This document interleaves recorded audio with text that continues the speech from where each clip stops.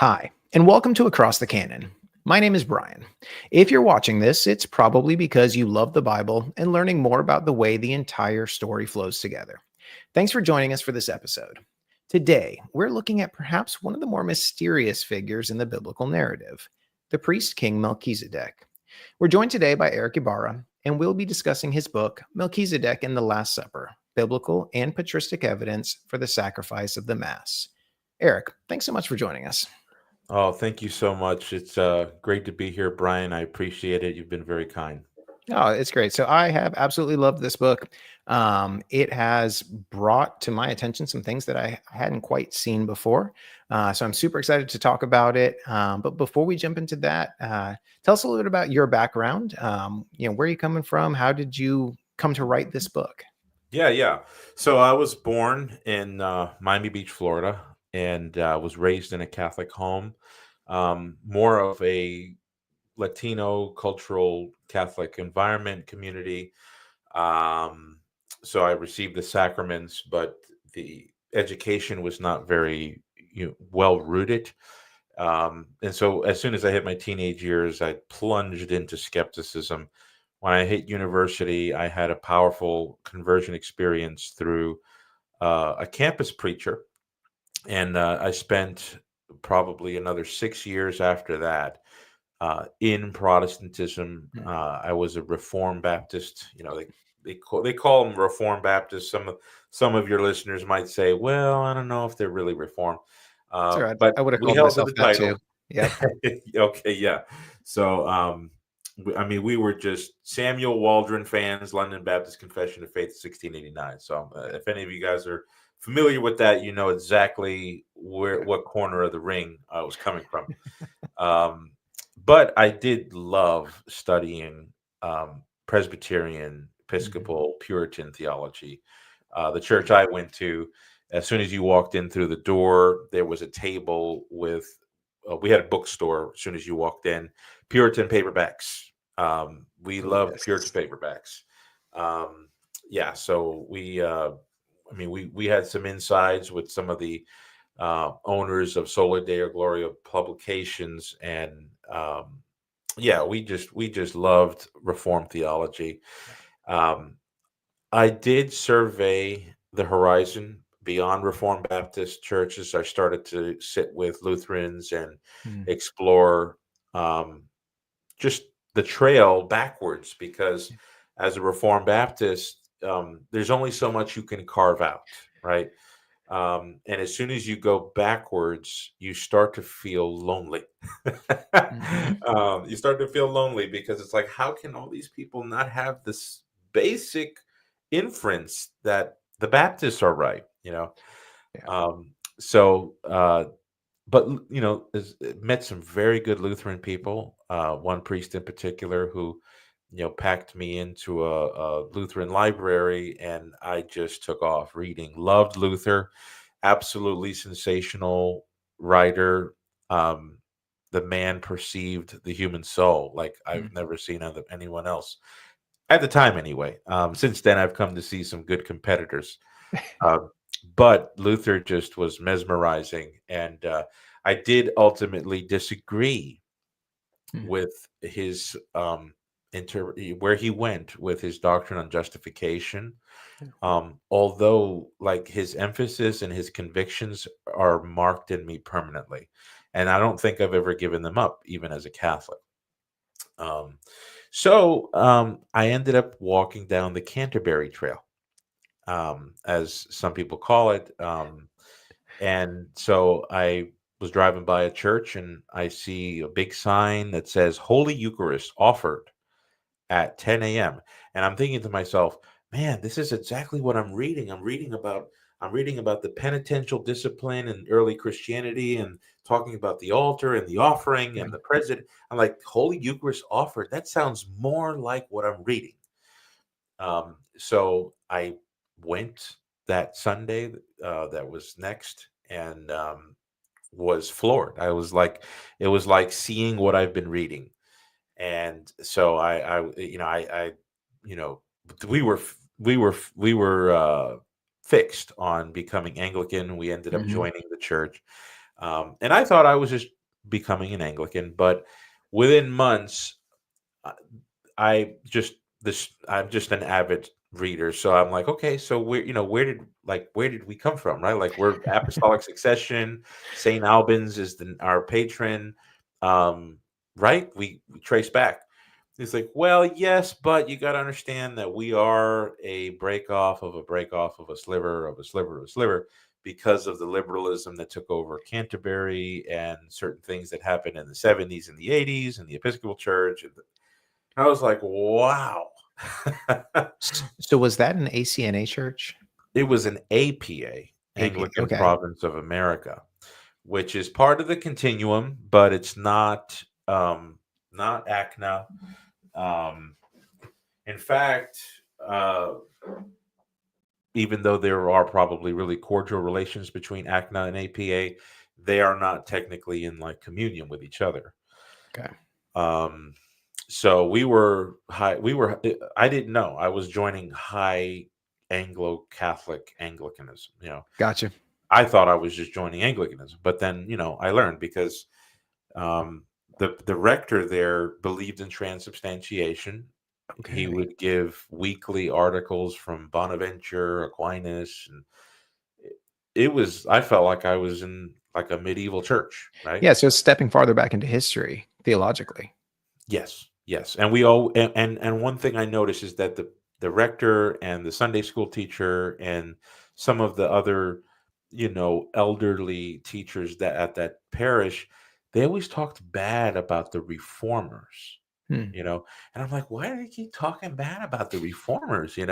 It's like you could tell that they didn't like to be associated with the German and French and Swedish and Anabaptist. Well, I don't want to admit, Anabaptist Sure. is separate, but they really did like to think of themselves as a minor adjustment to the Hmm. Roman issues, and that they were English Catholics, and Yeah. things like this.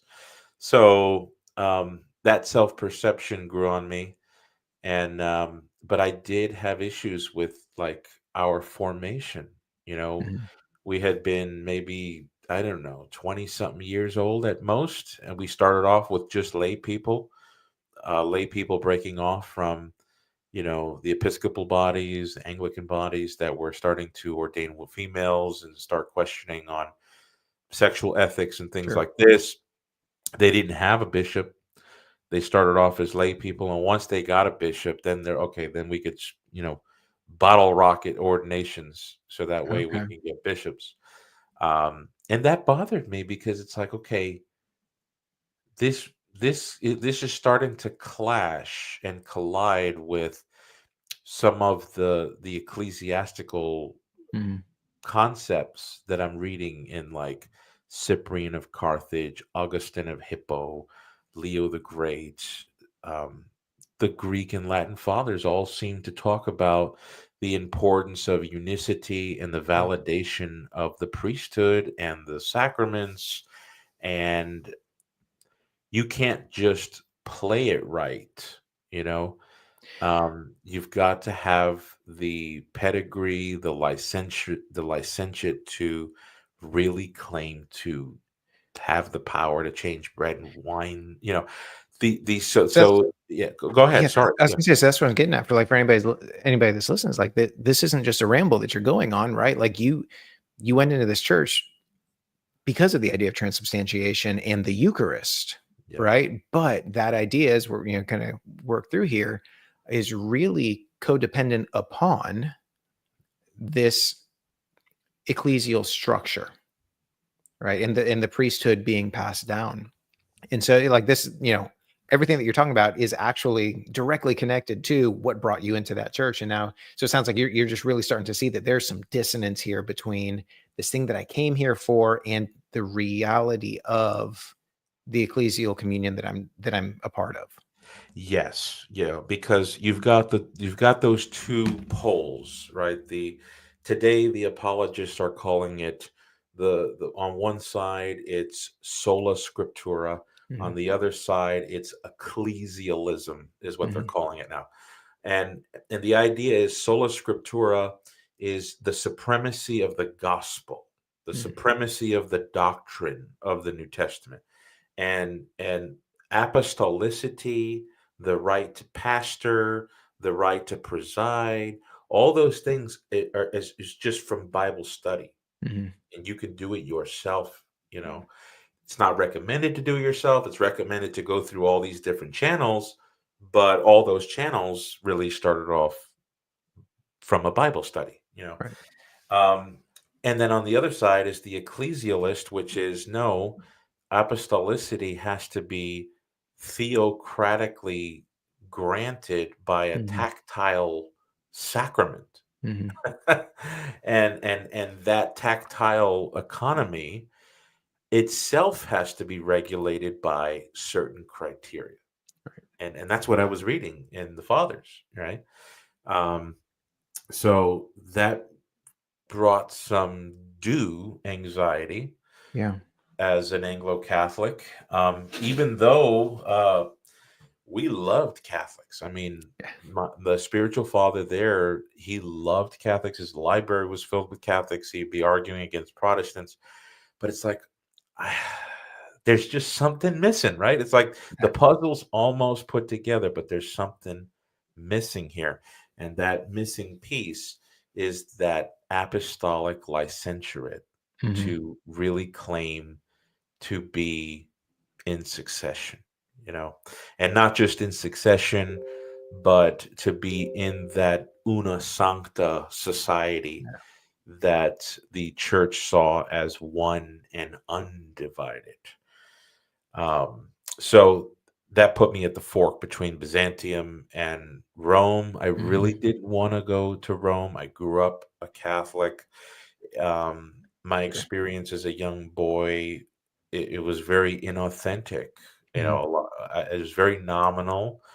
Yeah. So I didn't want to go back to Rome because I didn't want that inauthentic feeling. I had spent years as a Reformed Baptist knocking on doors, Yeah. preaching open in the open air on buses and women's clinics. I was just surrounded by fiery people Yeah. inspired by George Whitfield and John Wesley and all this. So I couldn't think of anything more antithetical than going to a Catholic church. So I really had hopes to find something in the Eastern Orthodox side. And so I started attending an Orthodox church, started sitting down with the clergy, getting all the books they could give me, Mhm. spending a lot of time on my knees, trying to do what they said would help with acquiring the gift of discernment. Mhm. But as I studied history, I kept running into this very uncomfortable issue about the the Christian government, the government Mhm. that Christ established for the church. And I kept coming to this idea that Christ designed the government with a Petrine head. Yeah. And what could be the architectural implications of that? I didn't really see the Orthodox churches imbibing that into the essence of their ecclesiology. I really couldn't see that. Um, so even with some of the distances that might exist between a Petrine head and Vatican I, I Mhm. still didn't see a close match with Yeah. between the Byzantine tradition as it exists today, the Greco-Russian Byzantine tradition, whatever you want to call it, the Eastern Orthodox Church. Mhm. um, I saw it lacking what the fathers were calling a divine institution, Yeah. and so that led me. So I, I came into the Catholic Church, and I Kicking and went. screaming. Like, Yeah, yeah, like some people say, um, but gladly to be surprised. I met some very solid people, and found that out of the 10 or 15, well, there's actually more than 15, but out of the many churches here in Central Florida, mhm. we have two really, really solid churches. Yeah.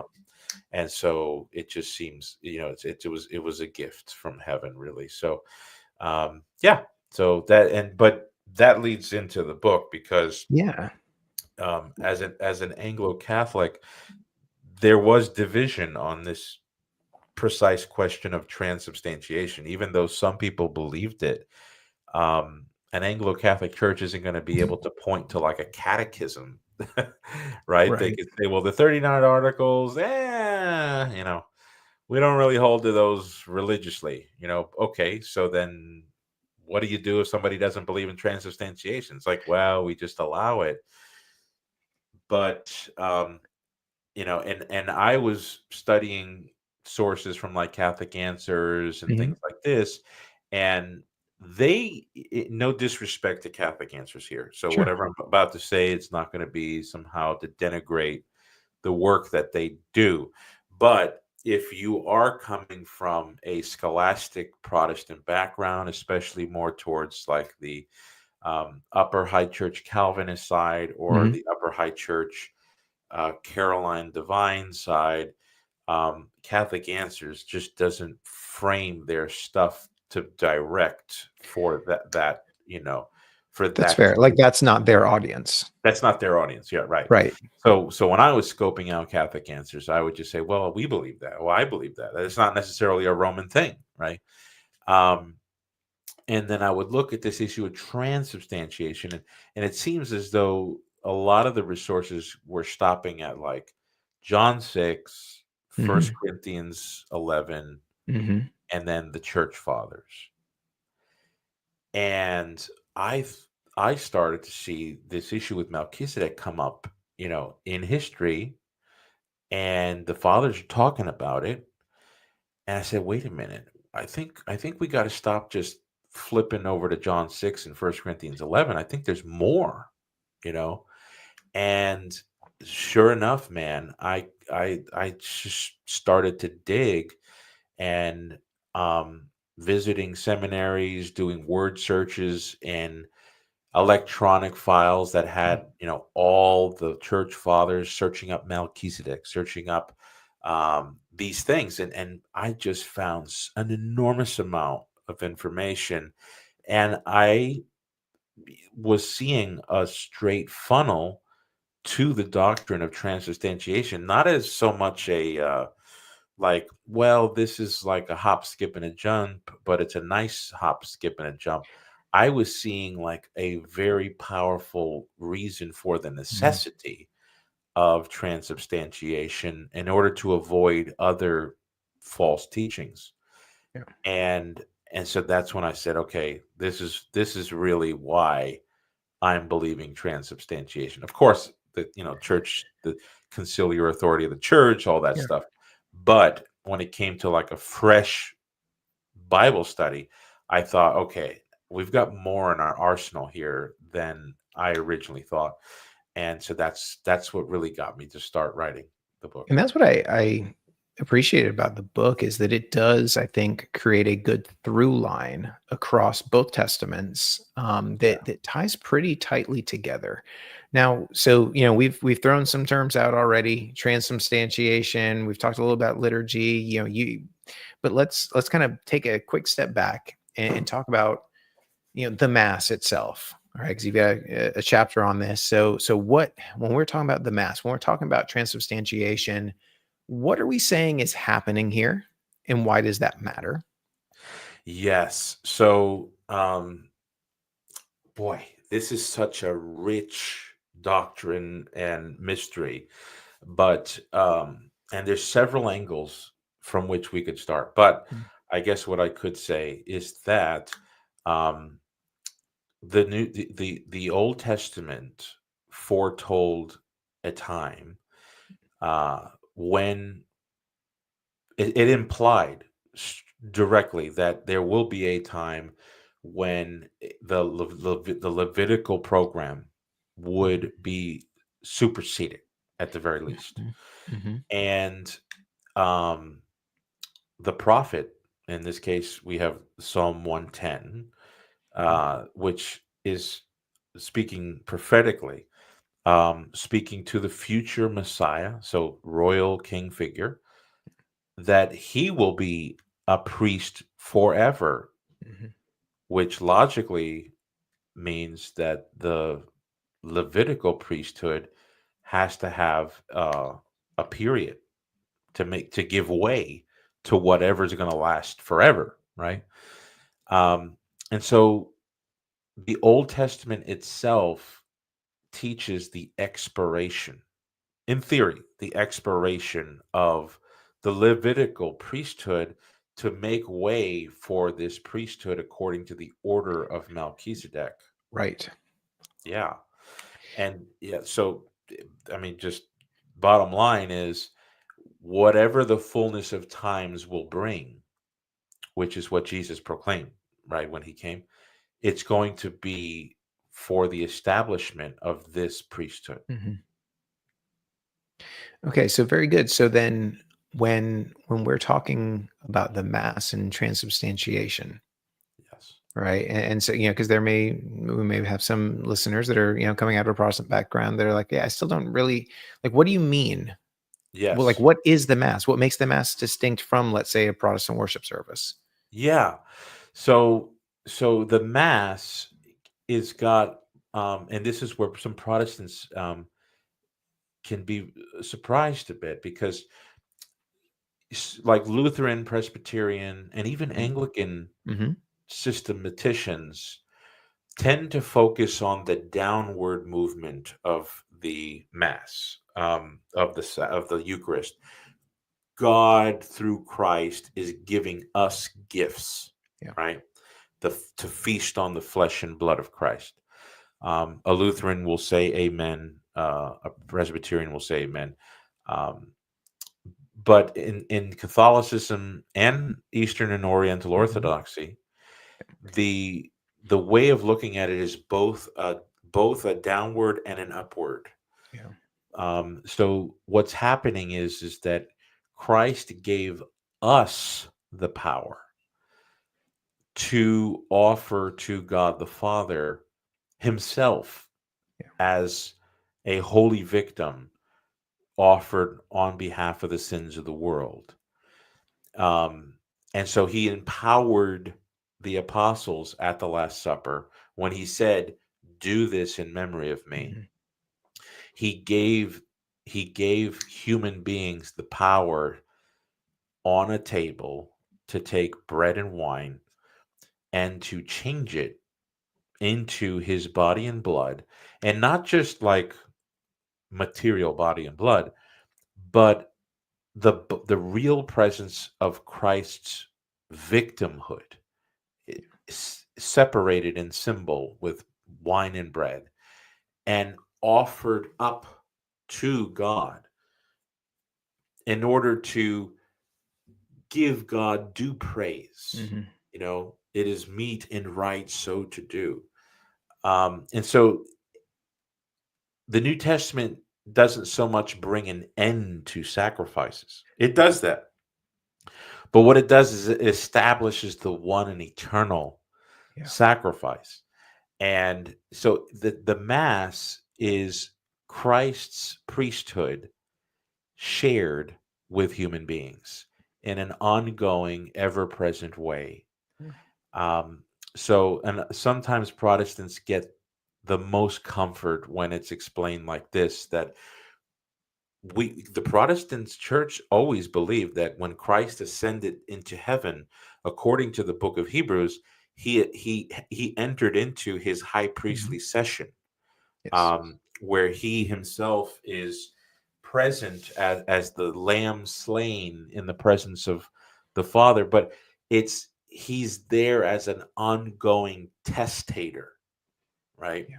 And he's the victim always present, that no matter whether we sin now or later or at the end of our lives, he ever lives to intercede for us. Well, the Mass is basically us tapping into that heavenly session of the Yes. testator and bringing it into the community. And so and so there's a reason I wanted you to go through that, right? Because and you even say this in the book, right? This is if that's true, right? Then this isn't a simple agree to disagree type doctrine, right? Like if transubstantiation is true, And you say this in the book, it radically limits what your options are Yeah, when it comes to landing in a church, if that doctrine is true. that's right. Yes, because you might have, um, I mean, I'm a nerd. Okay, I'm a self-proclaimed nerd. You're gonna have a nerd out there Yeah. who's gonna find some community that does believe in transubstantiation, but they're free will break-offs from a Baptist church. It's possible, um, but in the practical world, okay, the Lutherans in their confessions have readily condemned this Mhm. doctrine. Yeah. The Westminster Synod's the Confession of Faith, that has readily excluded this doctrine. The 39 Articles have excluded this doctrine. So that takes off the Continental Reformation.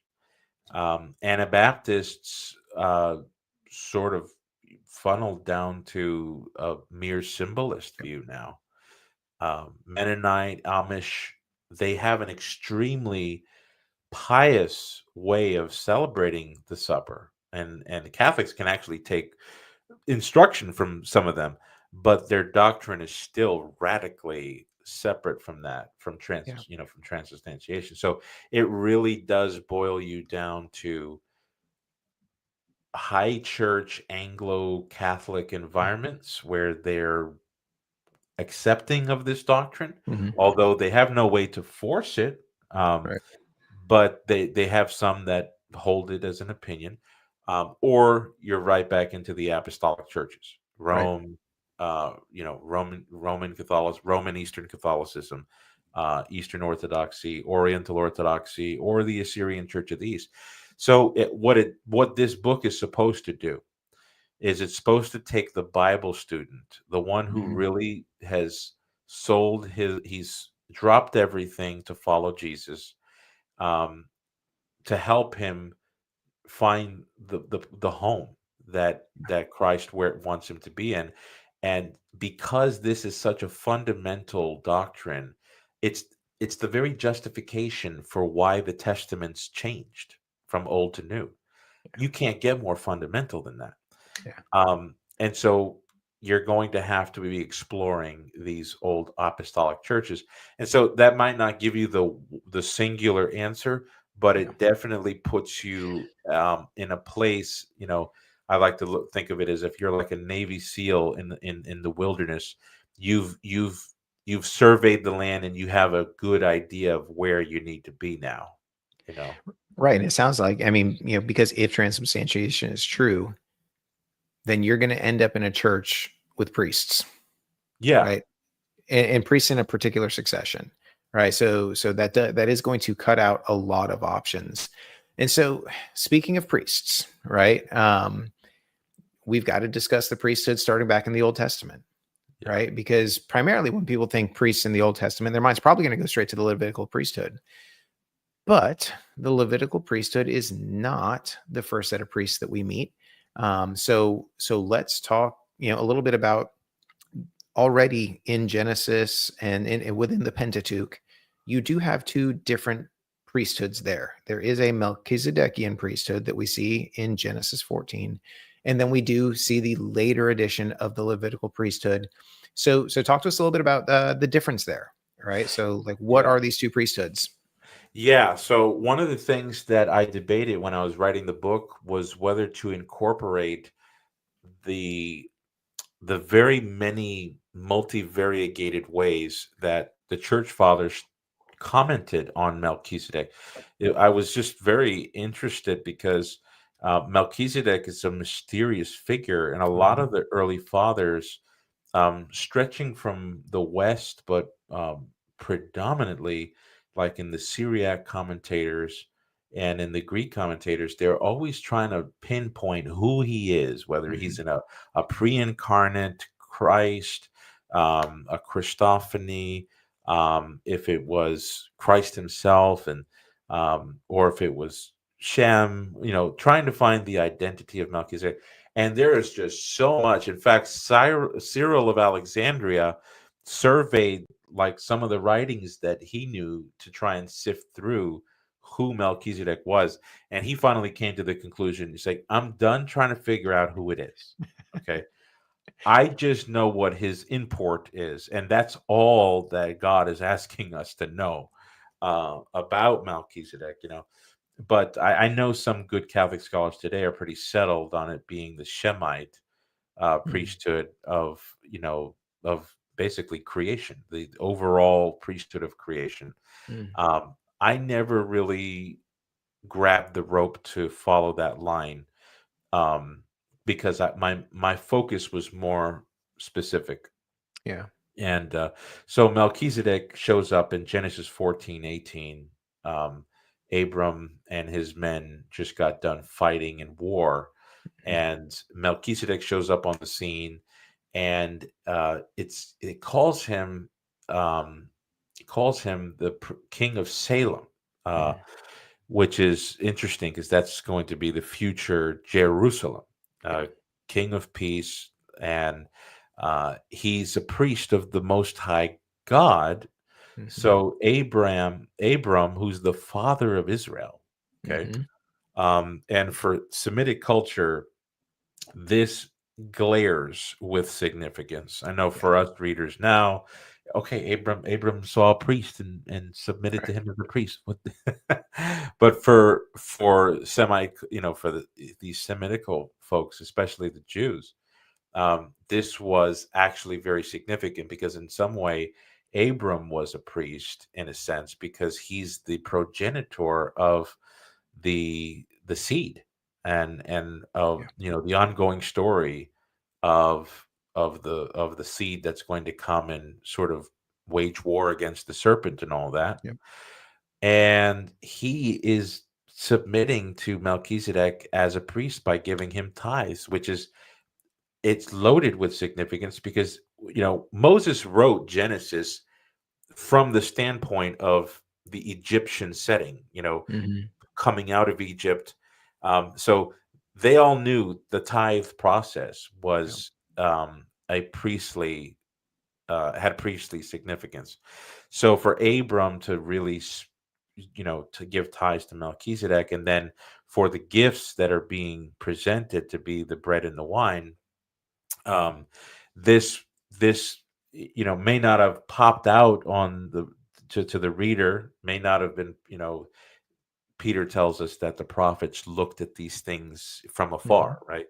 um, Maybe had many speculations, but here we have somebody superior to the whole of Abraham's stock. Yeah.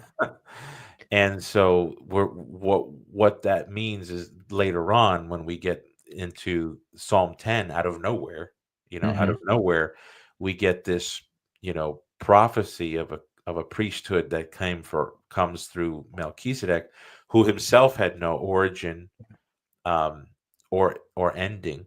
You know, what we see in the Testament here is that this priesthood is that's actually the priesthood that precedes um, Levi and Yeah. Aaron and the Aaronic system.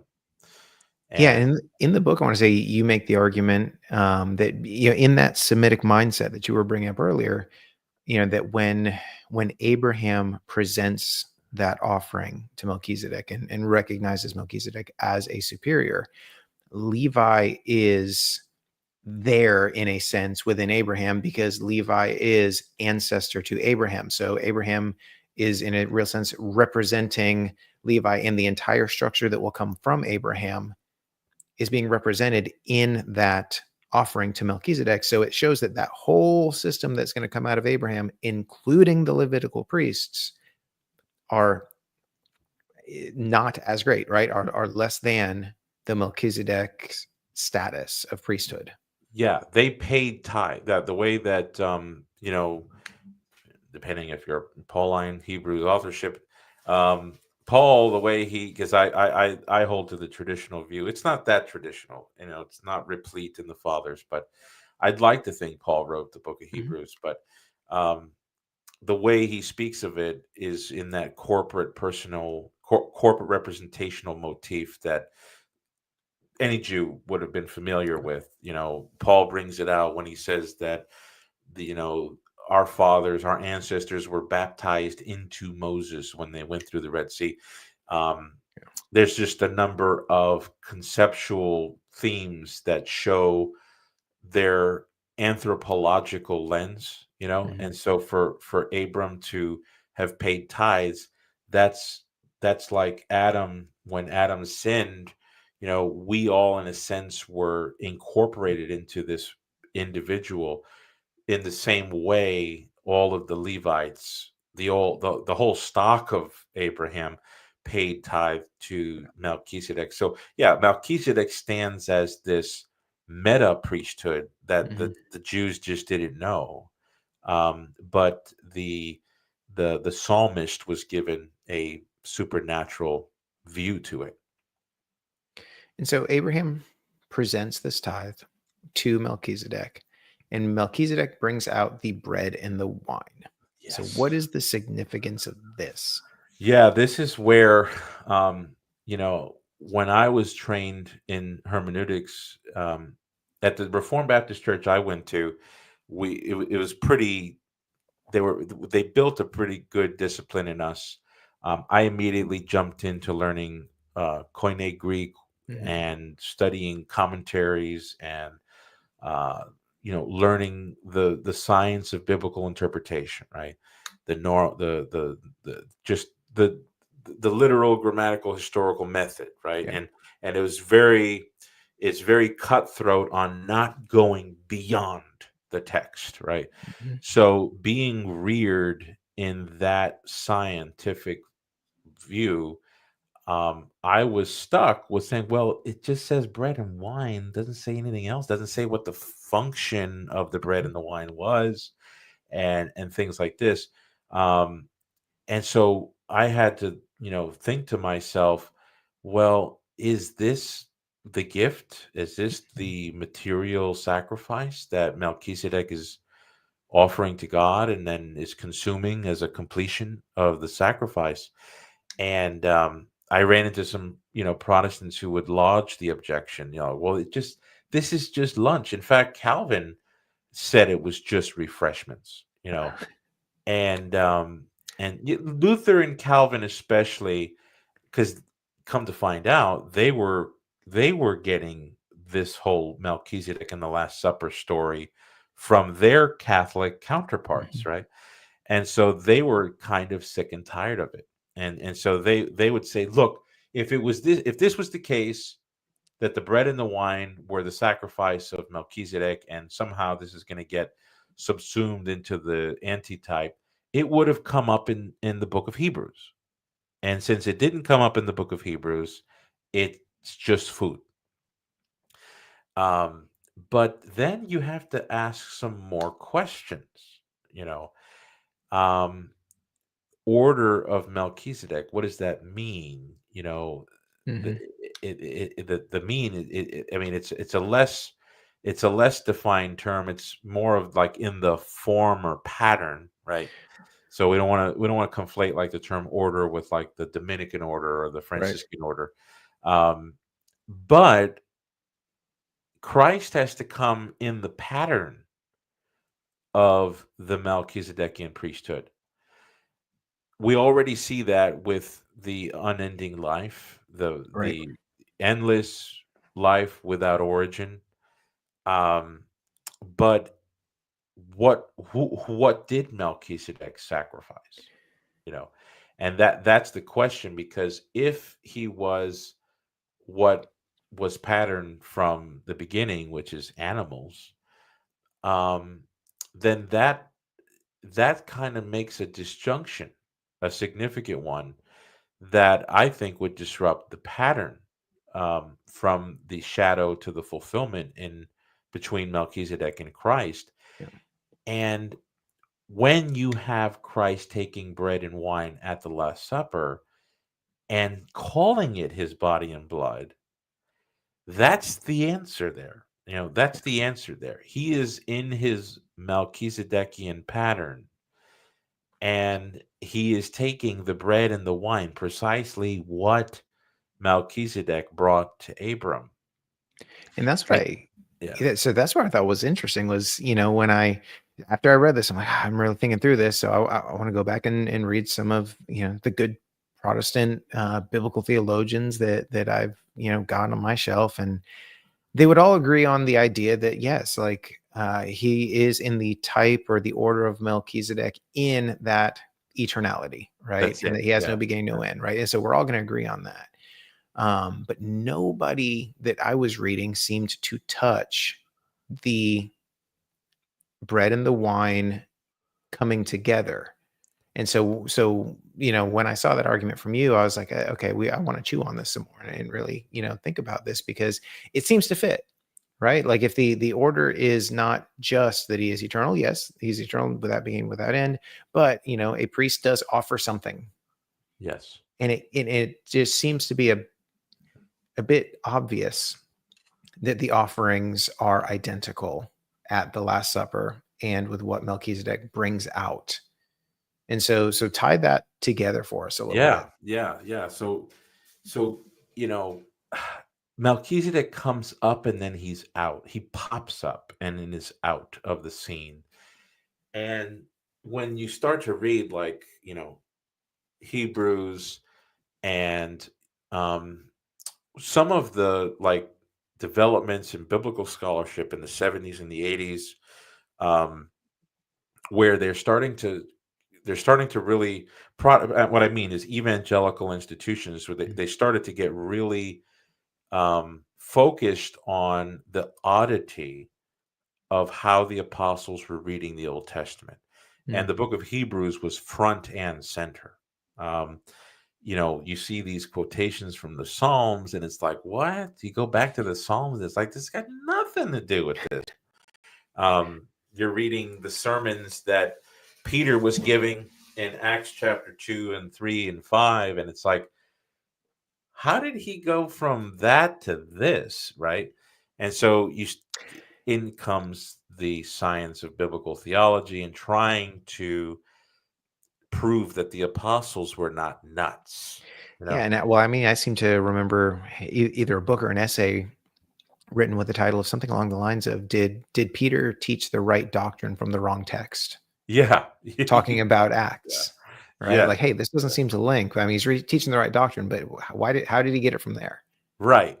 Right. So, Protestant scholars, being the geniuses that they are, Mhm. and I say that in all sincerity, Yeah. they were able to pick up that the apostles were trained by Jesus to see a meta narrative Yeah. from the narrative. Um, and so, whatever figures and persons and events and institutions were literally there in the Old Testament, there's this corresponding meta reality that is being told simultaneously, but can't be known until the coming of the Messiah. That's why Paul in Romans 16, he's got this curious way of saying that it had been in the Holy Scriptures, but now revealed. Well, hold on a second, Paul. You're saying it's in the Scriptures. We've always read the Scriptures. And then he's saying, but it's now revealed. So you've got this dynamism in Old Testament revelation that, and um, you've got some notable names, that were able to pick up on this. They became landmark scholars in the evangelical sphere. Mhm. Um, if there's several names, Childs, and just a Mhm. number of names that I just can't think, I can't rattle them off right now. I know George Eldon Ladd was a Yep. premier thinker on the kingdom motif and all these things. It was Yeah. just E.P. flaring up. Sanders comes to mind. Yes, yeah. Yeah. Um, Yeah. And so real quick, just as a side, sure. yeah, I want to like double down on what you said there. God bless the Protestant biblical theologians Yeah. because there's so much great work in the text being done there to bring the narrative of Scripture out. And so, yeah, I just want to say, like, I'm a convert to Catholicism, but I am extremely thankful for Protestant biblical theologians, and I'm happy to have them on the show because there's so much good work that's being done there. Yes, absolutely. Absolutely. Yes. Give credit where credit is due for sure.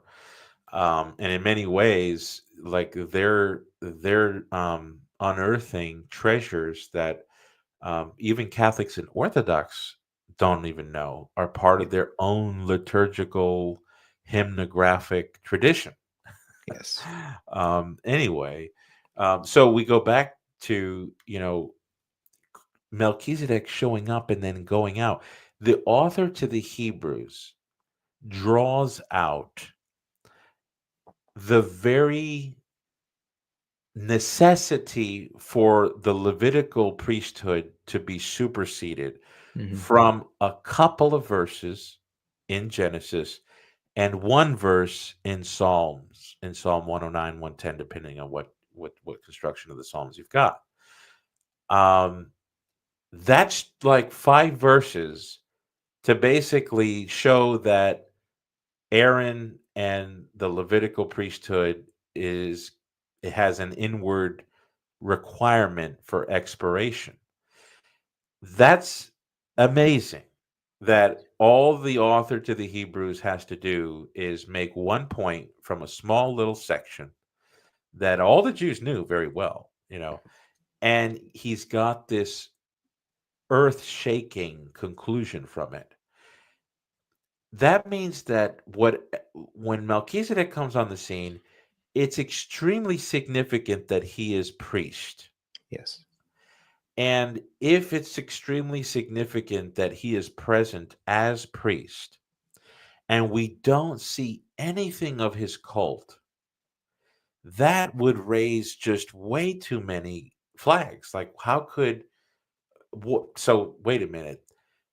The author to the Hebrews is drawing implications from what's not said about Melchizedek. Mhm. Moses doesn't even say, by the way, Melchizedek didn't have a father and a mother, and he didn't die. Like, the author to the Hebrews he's inferring that from the lack of specification. Could you imagine what he would have said if he had the time to go through everything that was specified, right? And he actually says that he's limiting himself, that he could have gone through other Mhm. things in the in the tabernacle and whatnot. But so it's inexplicable for Melchizedek to be presented as priest of the Most High God, King of Salem, with bread and wine, Yeah. and then to put side by side with that the actual Melchizedekian fulfillment at a table with bread and wine, linking it with himself as victim, Lamb of Yes. God. So now we're going Last Supper, right? Yeah, now we're at the Last Supper, and the intersectional value is too much to ignore. Um, and and that's just from the Bible. When I saw that this theme was echoed in the Fathers from extremely early, and explicated in ways that link exactly what I was inferring. I was just I felt like Luther felt when he read, like when he first interpreted Romans 1:17, like the right way. I felt that way because I'm like, wow, transubstantiation is required because Christ isn't offering the substance of bread and wine. That's never going to clean anyone's sin. Um, and yet that's what he's got on the table. And so Right. something's got to happen there. Right. So he's offering the bread and the wine. So the elements of the bread and the wine are there, but the true offering, the true sacrifice is the body and the blood. And so, you've got to square that together, right? I mean, Scott Hahn talks a lot about how, listen, what makes it go from a Roman execution to a sacrifice? Right. You've got to link it back to this Last Supper and what's beginning there. Yes. right? And so you're very much doing that the same way. You're just linking it back even farther to Melchizedek and saying that this is in fact that sacrifice that was typified, in Genesis. And you talk a bit about that. That's not necessarily to say that when Melchizedek offers the bread and wine in Genesis, that means that it was transubstantiated then, right? It just means that Christ fulfills the type, and that sacrifice now is coming to its fullness through Yes. transubstantiation. Yes. Yeah. Because there's not going to be an equation between shadow and reality. Right. The shadow has its pictorial, metaphoric, symbolist, allegorical platform, and certainly there's going to be correspondence, but it's not an equation. Otherwise, we're the whole argument from shadow to reality would break apart. Yeah.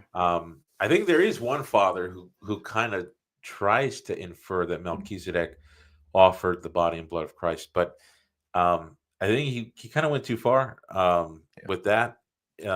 Cyprian of Carthage, which is interesting because North African Christianity was extremely reliable, and Cyprian was talking about this just nonchalantly, like just in passing, like his readers would absolutely know exactly what he's talking about. Um, and so yeah, the whole point is that in the New Testament, whether you're Protestant, whether you're Catholic, Eastern Orthodox, we all know what it is that takes away the sins of the world. Right.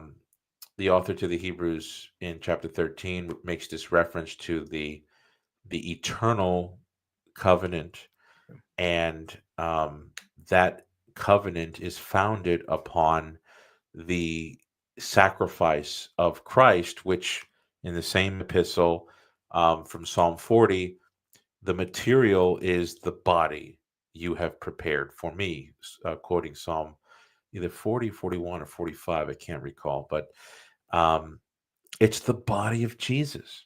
Right. It's the body of God himself. And it's not bread and wine. Bread and wine, whatever value, grain offerings had in the Old Testament, wine offerings, um, cake offerings, the burning of frankincense, like these things had symbolic value, had real value, but nobody, no Christian theologian has ever thought that somehow there's a mechanic for bread and wine to really propitiate and expiate. Yeah, and so I go to Hebrews 13:10, Oh right? yeah, We're yeah, saying, we have an altar, right. right, from which those who officiate in the tent have no right to eat, right? Yes, So there is something materially different. We do have an altar, right? If they don't have a right to eat from it, it does mean that we are eating from what's on that altar. And so yes, that really does seem to tie this together much better when we're talking about the actual body and blood, that's and right. the sacrifice being presented Yes, in that liturgical form. yeah, and so you're some of the options that because some Protestants have picked up on this and they have felt cornered. Jonathan Edwards, for example, Mm. did see this, and he did feel it was necessary to find to notate the parallelism. Mm. Um, but he doesn't really go beyond just he. I think he sees the parallelism in the supper itself, the eating, the Okay. consumption, right? The consumption, and that's it. But he's going to stop short. He's going to stop short. Yeah, and then there's some other, some other Protestants I've seen. Um, lately, I've had a couple of dialogues where one particular Anglican apologist, his name is Sean Luke.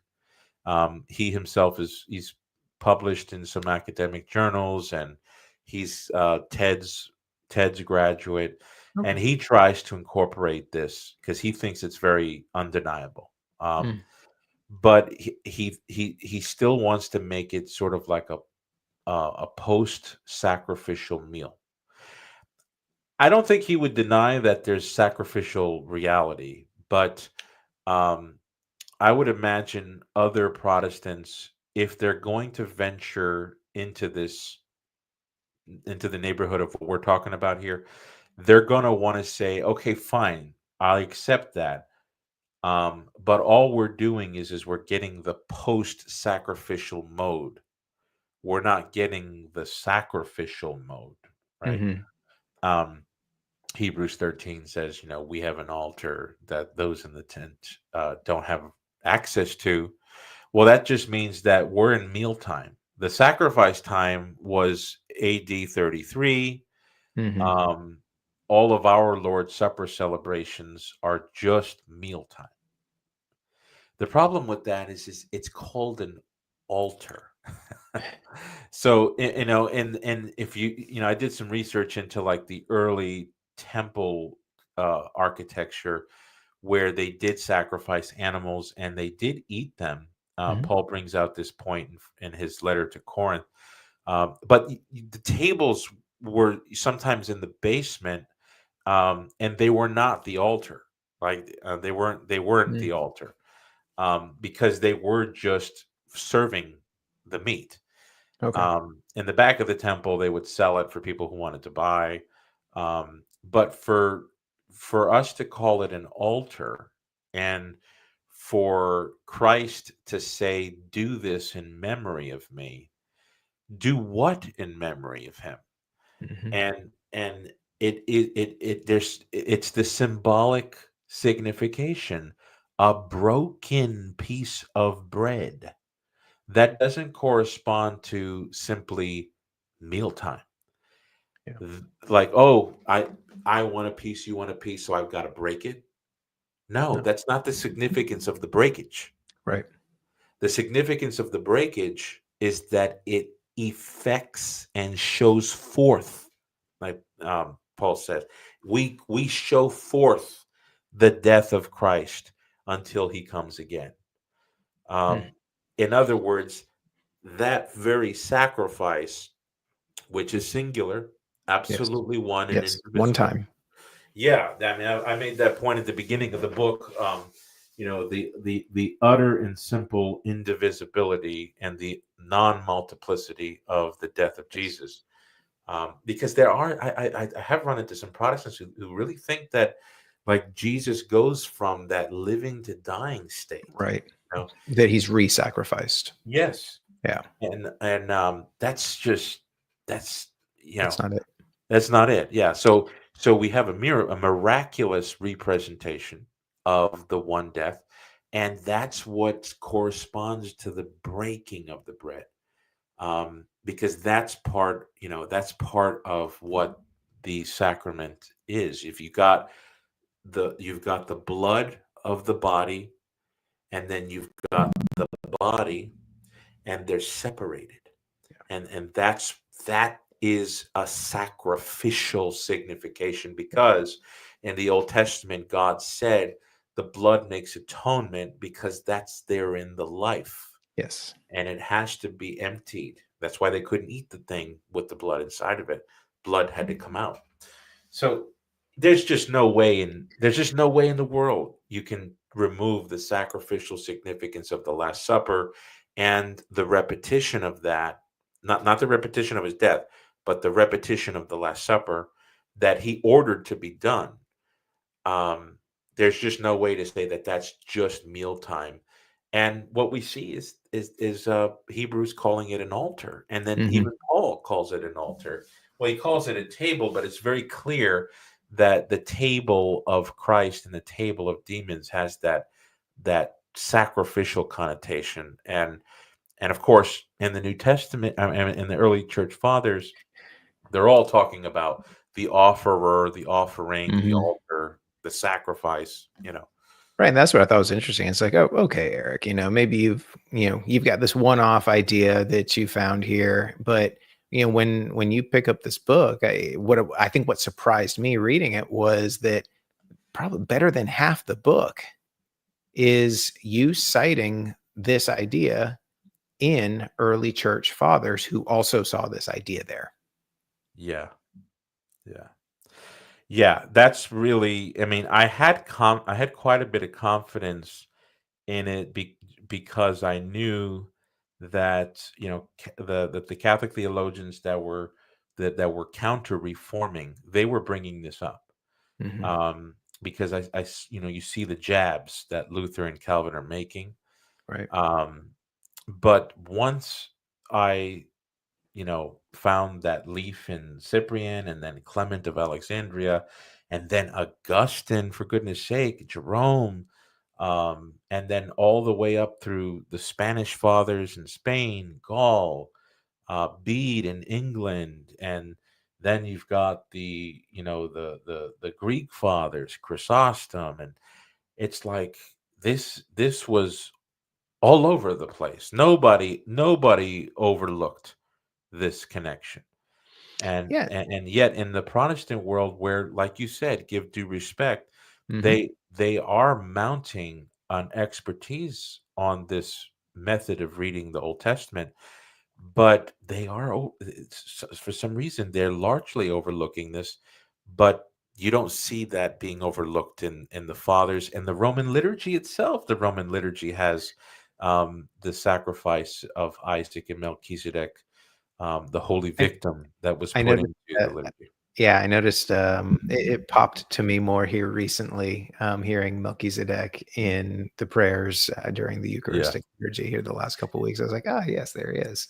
Yeah, that goes back to the 5th century, Pope Leo the Great. He's the one who put that into the Roman canon. And Yeah. so, so it seems to have historical pedigree. It seems to maybe have been perhaps lost from the church's memory here in recent times. So, what kind of responses have you gotten from the scholarly community to your work? I mean, it's been what, 2 years or so since you've put this out? Yeah, 2000, say 2000, we left 2000. Yep, about 2 years, going on 3 years now. Um, so yeah, I had a lot of people who they already knew about this. Mm, They just never saw pen put to paper on it. So they were just kind of saying, "Wow, this I validate you. I've seen this, and I think this is right." From some scripture scholars that I know that are in the Catholic Church, mhm. one Byzantine theologian, Father Daniel Dozier, he teaches biblical theology, um, and a lot of Orthodox readers were like, "Yeah, this is we've seen this, we've read this before. This makes perfect sense." Um, I did get some Protestants that were like, "Wow!" Like at first, like they did some rock climbing and they did some experimenting, which I totally expect them to do. Mhm. I don't expect them to just say, "Oh wow." I expect them to do the whole, "Well, is the bread and the wine really that?" I expect them to ask those questions. I tried to anticipate that in the book to help them and lead them in that investigative skepticism. Um, One Protestant in particular, he's an Anglican, so he was. I don't know if he was Anglo-Catholic. He was Anglican. I think he's from Denmark, or the Netherlands, either one. I can't recall off the top of my head, but he contacted me and he said, I'm over here overseas, but I wanted to give you a small PDF of the section of an academic journal where they did a review of your book on Melchizedek and the Last Supper in a Protestant academic journal, and it was highly praised. They did Nice. say that it comes short of being some like absolute proof for transubstantiation, but that was like an although, but then they said, but this is definitely something to think more deeply about. And I think that if you think more deeply about it, I don't see any other option. I mean, we had the Lutheran synthesis, we had the Calvin synthesis, we have Church of England syntheses. um, I don't know of another way to really do it, you know. Well, So I think that's still that's pretty high praise, for uh, you know, uh, let's be honest, right? I mean, this is not your full time job. No, yeah. right? And we've talked about that a little bit. So for a guy who is doing this in some sense out of a real passion project, and your love for the Lord, and what transubstantiation has meant to you, and the way that it's guided you on your journey, to have gotten that kind of response, really speaks volumes about the work that you've done here.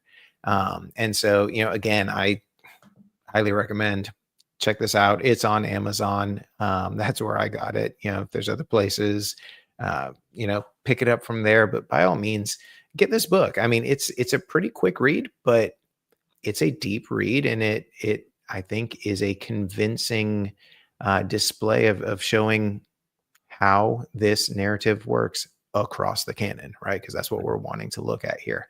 How does the whole Bible tie together? And man, I think you've given us a lot to chew on, pun intended, when it comes to this topic of transubstantiation. Yeah, and I don't know if you have a moment or a minute for me to. I'd like to share the screen. I have a slide with just one quotation from Augustine. Yeah. I don't know if that's feasible on your end. Let me see. I think it'll come up there on the bottom if I do share screen, and then let's see, Saint Augustine here. Yep, it should come up on the bottom there, like a little. Yep. There you go. There you go. Perfect. Okay, yeah, I just wanted the listener to know, to see one sort of synthesis from Augustine that, and you can tell when he brings it up here, this is just like matter of fact. It's not like he's trying to break ground, right? He just already knows this. So this is exposition on Psalm 34. You can get this translation from the Shaft series that is put online at New Advent. But I'll just go ahead and read it here. Yeah. Quote, open quote. Because there was a sacrifice after the order of Aaron, and afterwards he of his own body and blood appointed a sacrifice after the order of Melchizedek, he changed then his countenance in the priesthood and sent away the kingdom of the Jews. Let me just pause right there. That's like jam packed with libraries of theology. Yeah. The covenant of the Jews basically is gone, and because of this cultus transition from Aaron to Melchizedek, I'll keep going. Mm-hmm. And came to the Gentiles, and then he quotes Malachi, and was carried in his own hands, because when he commended his own body and blood, he took into his hands that which the faithful know, and in a manner carried himself. Now, this is no doubt a reference to the bread, and Right. the bread and the chalice. So Augustine's seeing that here is like when Christ breaks the bread, he is breaking his own body in a real sense right. there. That's right. Yeah. When he said, "This is my body," but let us approach to him and be lightened, not as the Jews approached to him, that they might be darkened, for they approached to him that they might crucify him. So in other words, he's saying, let's not approach the body of Jesus the way the Jews did. Let us approach to him that we may receive his body and blood, not crucify it, but receive it. They by him crucified were darkened, we by eating and drinking. The crucified are lightened. Truly great is the Lord, and his mercy truly great is he who gave to us to eat his body, wherein he suffered such great things, and his blood to drink. Now, it's just the significance of this right here. There was a sacrifice after the order of Aaron. Thus was the blood of bulls and goats. But here, the Melchizedekian offering, he calls it the body and blood. But we know that the offering is the bread. He immediately goes into the supper illustration, what Jesus carried in his hands. So yeah, this was one of those big one of those nice synthesis that you would see in the fathers. Like, it's just nonchalant, just brings it up, gives an exhortation, a spiritual encouragement. He's not trying to introduce the theologies because he knew his readers already knew, you know. Yeah, this is just matter of fact, like, hey, here's the moment where the priesthood transitions. Yeah. This is where we go from Levi to Melchizedek, and now the priesthood that follows is a Melchizedekian priesthood. Yeah. And this is what we offer. Right.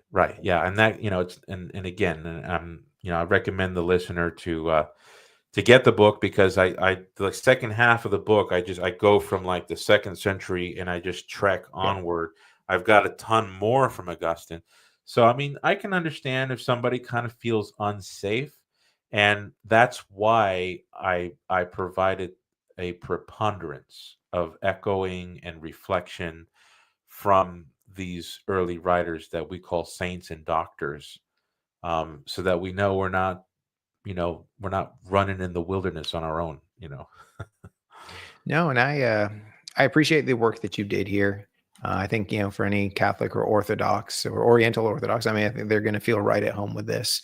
And I think, for any Protestant that's just a good, Bible loving Protestant, this is, you're making a biblical argument. So this is at least worth engaging with and testing out, and seeing if you find that through line convincing as well, and seeing if, other Christians throughout history would have recognized it as well. I think the answer is yes.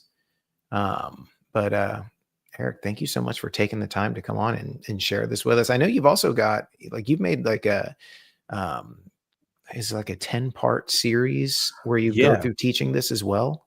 Yeah. So on my Patreon, I have a course going through the book. That's pending availability on YouTube sooner or later. Okay. But there's a whole course, and the good thing about the course is that I actually found a ton more from the time I wrote the book to the time I gave the I think it's like 10 or 12 lectures. I just have these PowerPoints with just all these other things I found. And I might do a second edition to the book because of all that. That was my next question. Yeah. So we'll see. We'll see. It's just I moved into some new projects, and I'm sort of drowning. But I'm still working. I know that if God gives me enough years, I'll definitely probably expand to a second edition for the inclusion of all the other things I found. Awesome. So yeah, if you want more information than what's already there, check out Erick's Patreon and go check out that course. And again, see if that resonates. Erick, thank you so much for taking this time. I've loved this book. I really love this conversation. And man, I really appreciate you being here. Oh, thank you so much. You're too kind. Awesome. Well, y'all, thank you, and check it out. And we will see you on the next episode.